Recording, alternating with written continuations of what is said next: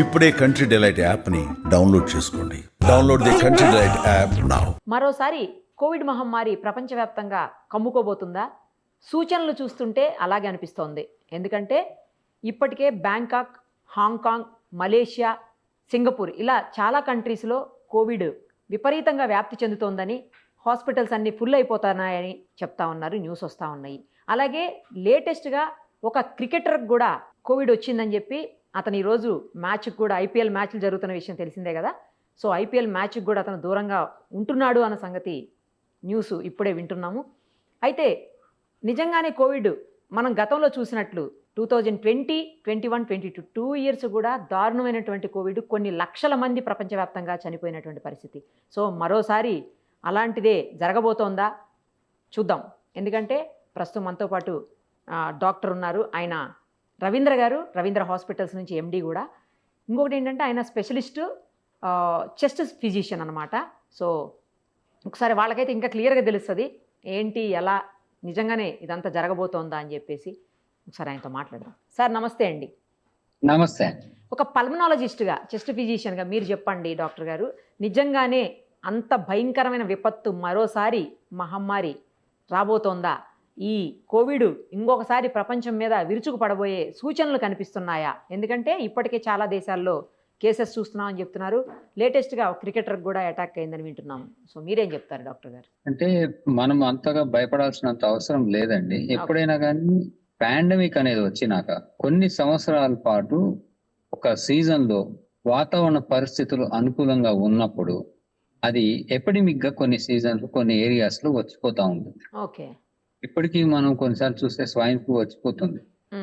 So కొన్ని సీజన్లో matting అయ్యి అవి ఎక్కువ కేసులు వస్తాయి. అలాగా ఇప్పుడు చూసుకుంటే సింగపూర్, హాంకాంగ్ లో దాదాపుగా 30% హాస్పిటల్ అడ్మిషన్స్ ఇంక్రీజ్ అయ్యాయి. 28% పేషెంట్స్ పాజిటివ్ రావటం అవి అవుతుంది చూసారు. సో అందువల్ల అడ్మిషన్స్ ఎక్కువ అవుతున్నందువల్ల ఫ్యూ డెత్స్ ఎప్పుడైనా ఉంటాయి. సో దీనికి గల కారణాలు అనేది వాళ్ళు చూస్తున్నారు. సో ఇది ఫస్ట్ ఏంటంటే ఇది వచ్చింది మనకి కోవిడ్ అయినా కాదా ఈ కేసులు. దాదాపు 4 సిటీల్లో నోటిఫై అయిన ఈ రేజ్ ఎక్కువగా ఉన్న ఈ కేసులు దాదాపుగా కోవిడ్ ఒమిక్రాన్ JN1 వేరియంట్ లోనే కొంత సబ్ వేరియంట్ రావడం వలన వచ్చింది అని. అవి ఆల్రెడీ పాత ఉన్న వాటిలోనే వచ్చింది.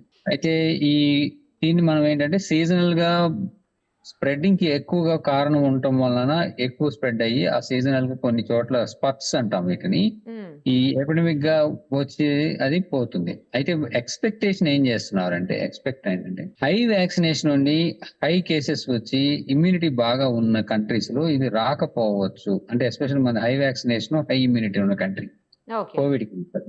సో ఇక్కడ మళ్ళీ కేసెస్ అంతగా పెరగకపోవచ్చు. 1-2 తగులుతాయి, వస్తాయి. మనం ట్రావెల్ కంపల్సరీ ఎటు పోవాలని మన సింగపూర్ నుంచి కానీ, థాయిలాండ్ నుంచి కానీ, మలేషియా నుంచే మనం ట్రాన్సిట్స్ తీసుకుంటాము. సో ఈ ట్రాన్సిట్ తీసుకొని కంపల్సరీ ఆ రిస్క్ ఉంటుంది. ఇప్పుడు అదే మీరు అన్నట్టుగా ట్రావెల్ ఆ ఎయిర్పోర్ట్స్ నుంచి రావటం వలన ఈ వైరస్ ట్రాన్స్మిట్ అయ్యి మనకి సిమ్టమ్స్ కనబడే ఛాన్స్ వచ్చి అట్లా కనబడుతుంది, వాళ్ళకి వస్తుంది. సో ఈ హై ఎండమిక్ ఉండటం వల్ల మనకి ఏంటంటే ఇమ్యూనిటీ బాగుంటుంది, వాళ్ళకి రాదు అని. అయితే ఇప్పుడు కొన్ని కంట్రీస్ లో ఇట్లా పెరగడానికి కారణం కూడా ఏంటంటే వాళ్ళంతా చాలా రోజులు అయిపోయి వ్యాక్సినేషన్ యొక్క ఎఫెక్ట్ పోయి ఇమ్యూనిటీ తగ్గిపోవటం వలన, వేరియంట్ మారటం వలన మళ్ళీ కొత్త వేరియంట్ కొంచెం కొత్తగా కేసెస్ వచ్చాయని. అవి అంత సీరియస్ గా సిమ్టమ్స్ చూపించట్లేదు అని కూడా అంటున్నారు. అంటే మామూలుగా రొటీన్ గా ఆఫీస్ మానేసి ఇంట్లో కూర్చొని లీవ్ తీసుకునేంతగా ఉంటున్నాయి, కానీ సీరియస్ గా ప్రాణ నష్టం కలిగేంత డేంజర్ అయిపోయేంతగా ఈ ఇన్ఫెక్షన్ రావట్లేదు అని అయితే వాళ్ళు మనకి కొంత తెలుస్తుంది ఇన్ఫర్మేషన్. సో ఎప్పుడైనా కానీ పాండమిక్ అయిపోయినాక ఈ ఎపిడమిక్స్ వచ్చినప్పుడు కొంత సిమ్టమ్స్ ఉంటాయి, కొన్ని అడ్మిషన్స్ ఉంటాయి, కానీ అంత భయంకరంగా భయపడిపోయి మనం మొత్తం షట్ డౌన్ చేసేసుకునేంతగా అయితే ఈ కేసెస్ అక్కడ ఉండకపోవచ్చు. మరి అంటే సార్ మీరే అన్నారు కదా వేరియంట్స్ మారుతూ ఉంటాయని, అలా ఏమన్నా మారే అవకాశం ఉందా? ఎందుకంటే మారింది, వేరియంట్ మారుతున్నాయి. మారినప్పుడు విరులెన్స్ ఫ్యాక్టర్ అంటారు. అంటే దాని యొక్క సీరియస్నెస్ అది పెంచుకుంటేనే, అది పెంచుకోవడం అనేది పాండమిక్ అవ్వగానే నెక్స్ట్ 1 year కి మళ్ళీ పాండమిక్ వచ్చేంత లెవెల్ కి అది ఎప్పుడు పెంచుకోదు, యూజువల్ గా పెరగదు. ఓకే. సో కొంత వేరియేషన్ రావటం వలన దానికి సంబంధించిన గ్యాప్ కూడా మనకి రావటం వలన ఇమ్యూనిటీలో తేడా రావటం తగ్గుతుంది కాబట్టి హెడ్ ఇమ్యూనిటీ అంటారు, కమ్యూనిటీ ఇమ్యూనిటీ. ఓకే. ఈ గ్యాప్ రావటం వలన మళ్ళీ కొన్ని కేసెస్ వస్తున్నాయి, కానీ అదంతా సీరియస్ అయిపోయి మళ్ళీ ఏఆర్డీస్ అయిపోయి పేషెంట్ అంత లెవెల్లో డెత్ రావడం అనేది సేమ్ వైరస్ కి యూజువల్ గా వెరీ అన్ఎక్స్పెక్టెడ్ రేర్ థింగ్ మనకు జరగటం అనేది. సో మనం అంత బాగా కొన్ని కేసులు అయితే ఉంటే జాగ్రత్త ఉండాలి, ట్రాన్స్మిషన్ జరగకుండా కొంత మనం అయితే చర్యలు తీసుకోవాల్సిన అవసరం ఉంటుంది. కానీ ఇప్పటికీ మన ఇండియన్ గవర్నమెంట్ నుంచి మాత్రం అలర్ట్ అయితే ఇంకా వచ్చినట్లేదు. మనకు కూడా కేసెస్ కనబడుతున్నట్టుగా కూడా ఎక్కడ నోటిఫై అవ్వలేదు ఓకే. ఇండియా. ఓకే. అంటే గతంలో కూడా ఫస్ట్ మన దగ్గర రాలేదు కదా సార్, వేరే దగ్గర నుంచే మన కంట్రీకి వచ్చింది కదా అప్పుడు కూడా. అంటే ఇప్పుడు ఇది మలేషియా, హాంకాంగ్ ఏదైతే ఉందో, హాంకాంగ్ అండ్ సింగపూర్వి ఇప్పుడు ఈ నెల పెరిగిన కేసెస్, కానీ బిఫోర్ లాస్ట్ మంత్ కేసెస్ అయితే నోటిఫై అవడం వస్తున్నాయి ఓకే. వాళ్ళకి. February, March, April, May.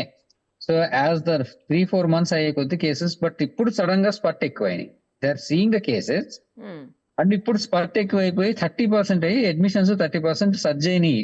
It is not that admissions zero కాదు, ఆల్రెడీ ఉన్న అడ్మిషన్స్ కి ఇప్పుడు సడన్ గా 30% సర్జ్ అయ్యి ఎక్కువయ్యాయి. సో వాళ్ళు ఆల్రెడీ కేసెస్ చూస్తున్నారు, దాంట్లో ఎక్కువయ్యాయి. దీనికి కారణం ఏంటంటే ఒకటి ఇమ్యూనిటీ తగ్గిపోవడం, వాళ్ళకి వ్యాక్సినేషన్ షెడ్యూల్ గ్యాప్ అంటే ఆపేసుకొని గ్యాప్ పెరగటం, 3 వేరియంట్ పెరగటం, 4వది వాతావరణ పరిస్థితులు అనుకూలంగా ఉండటం ఈ వైరస్ స్ప్రెడ్ అవ్వడానికి. సీజన్ లో ఎపిడమిక్స్ వస్తాయి కదా అట్లా. ఇవన్నీ 3-4 కారణాల వలన మనకి మళ్ళా కేసులు కనబడుతున్నాయండి. ఇదే ఫినామినా వేరే కంట్రీలో కూడా కనబడచ్చు, కానీ ఇది పాండమిక్ అయ్యి ప్రాణహాని అయ్యేంత అవ్వకపోవచ్చు. కానీ హాస్పిటలైజేషన్ అయితే జరుగుతోంది కాబట్టి మళ్ళీ అలాంటిదే ఇక్కడ కూడా వస్తే మాస్క్లు వేసుకోవటం అట్లాంటిది ఏమన్నా ఉంటుంది. ఎందుకంటే ట్రావెల్ అనేది మనం ఆపలేము, గతంలో కూడా చూసాము, ఇప్పుడు కూడా అదే జరుగుతోంది. ట్రావెల్ వల్లనే జరుగుతోంది ఇదంతా కూడా. ఇప్పుడు నేను ఇందాక చెప్పినట్టు ఒక క్రికెటర్ కూడా వాళ్ళ సొంత కంట్రీకి వెళ్ళి తిరిగి ఇండియాకి రీచ్ అయినప్పుడు మాత్రమే అతనికి కూడా ఐడెంటిఫై చేశారు. అలాగే కేసెస్ మనకి ఎవరైనా వచ్చినప్పుడు అవి మనకి అట్లా ఎంటర్ అవుతాయి మన కంట్రీలోకి ఈ ట్రావెల్ వలన. అలా ఎంటర్ అయినప్పుడే స్ప్రెడ్ అయితే మనకి కూడా కేసెస్ పెరుగుతాయి. ఈ పెరగటం అనేది ఒమిక్రాన్ వేరియంట్ అనేది మన ఇమ్యూనిటీలో మన ప్రజల యొక్క ఇమ్యూనిటీ ఎంత ఉంది, దానికి అది ఎంత ప్రభావితం చూపిస్తుంది అనే మీద డిపెండ్. అంటే మన కంట్రీకి వేరియేషన్ గ్యారంటీగా ఉంటుంది. సో మనకి గనక ఇమ్యూనిటీ గనక గట్టిగా ఉండుంటే మనకి అసలు రాకపోవచ్చు కూడా కేసెస్. అంటే ఇప్పుడు మనకి కొంతమంది వచ్చారు బయట నుంచి, వాళ్ళకి తగిలి ఉందని కన్ఫర్మ్ అయింది, వాళ్ళని ఐసోలేషన్ పెట్టారు. వాళ్ళు మనకి కనుక్కునే లోపల ఎంతమందికి స్ప్రెడ్ చేసినా కానీ అది మనకి ఇమ్యూనిటీ బాగుంది అనుకోండి, అది రాకపోవచ్చు. సో అట్లా మన కంట్రీ ఎస్కేప్ అవ్వచ్చు, లేదా కొన్ని కేసెస్ ఇమ్యూనిటీ బట్టి కొన్ని కేసెస్ నోటిఫై అవ్వచ్చు. అందులో మోర్టాలిటీ అనేది 0.5% to 0.1% కొంత ఉంటుంది. సో దాన్ని బట్టి అంతగా భయపడాల్సిన అవసరం అయితే ఈ పాండమిక్ తర్వాత వచ్చే ఎపిడమిక్స్ కి మనం అంతగా భయపడాల్సిన అవసరం ఉండదు. ఎందుకంటే ఆల్రెడీ ఒక లైఫ్ టైంలో ఎప్పుడో ఒకరు పాండమిక్స్ చూస్తాం, కానీ మనం ఒక లైఫ్ టైంలో ఈ గత ఒక 10 years స్పాన్ లోనే 2 పాండమిక్స్ చూసాం మనం, swine flu and now Covid. So 2 వచ్చి వెళ్ళిపోయాయి, మళ్ళీ చిన్న చిన్నగా పీక్స్ వస్తాయి, తర్వాత అలాగే తగ్గిపోతాయి. సో అదే ట్రెండ్ ఎప్పుడైనా ఫాలో అవుతాయి. ఓకే.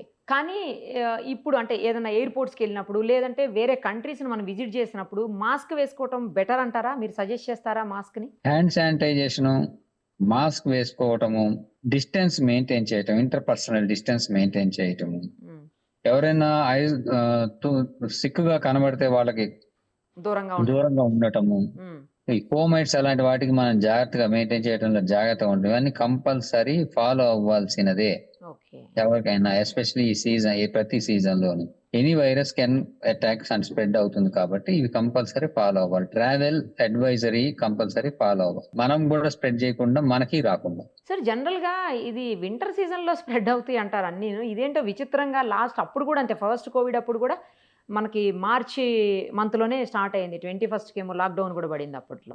సో ఎప్పుడు సమ్మర్లోనే ఎందుకు అవుతుంది ఇది? అంటే ఇది మనం సమ్మర్ అనుకుంటున్నాం, కానీ యాక్చువల్ గా అవి స్టార్ట్ అయ్యేది ఎప్పుడంటే స్ప్రింగ్ సీజన్ లో స్టార్ట్ అవుతాయి. ముందే స్టార్ట్ అయిపోతుంది. స్ప్రింగ్ లో స్టార్ట్ అవుతాయి. స్ప్రింగ్ అనేది వింటర్ నుంచి మనకి శిశిర ఋతువు తర్వాత వసంత ఋతువు వచ్చినప్పుడు అది వాతావరణ పరిస్థితులు వైరస్ కి అనుగుణంగా ఉంటాయి, బాగా ఈ ప్రొలిఫరేట్ అయ్యి పెరగడానికి. ఆ టైంలో వాతావరణం పూలుండి తడిగా ఉన్న దగ్గర నుంచి పొడిగా అవుతున్న ఆ టైంలో వైరస్ స్ప్రెడ్ అవుతుంది. అయితే ఇప్పుడు ఇంకొక ఫ్యాక్టర్స్ ఏంటంటే ఎన్విరాన్మెంట్ కూడా కన్సిస్టెంట్ గా ఉండట్లేదు, సడన్ గా వానలు కరెక్ట్, పడుతున్నాయి. అదైతే కరెక్ట్ కరెక్ట్. సో ఈ వాదన పడటం వలన కూడా అది కొంచెం ఎక్కువగా స్ప్రెడ్ అయ్యే ఛాన్స్ ఉంటుంది.